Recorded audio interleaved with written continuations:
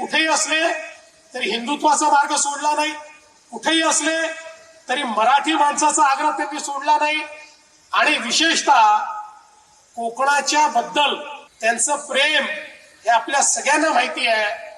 कोकणाच्या विकासाच्या संदर्भात खऱ्या अर्थानं जर या विकासाला दिशा देण्याचं काम हे कोणी केलं असेल तर ते राणे साहेबांनी त्या ठिकाणी केलं.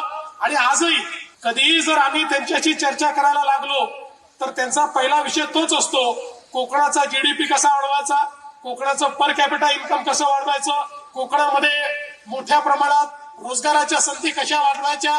मला असं वाटतं की राणे साहेब तसे तर महाराष्ट्राचे नेते आहेत, देशाचे नेते, देशाचे मंत्री म्हणून काम करायला त्यांना संधी मिळाली, पण त्यांच्या हृदयामध्ये मात्र सातत्याने कोकण हा आपल्याला त्या ठिकाणी जिवंत दिसतो, स्पंदित दिसतो. आणि मला असं वाटतं की हे जे नेतृत्व आहे महाराष्ट्राचं, आज जरी ते 75व्या वर्षात पदार्पण करत असले तरी आपल्याला कल्पना आहे की खरं म्हणजे राजकारणातली कारकीर्द ही तशी ज्याला प्रगल्भता म्हणते ती 60व्या वर्षी चालू होते.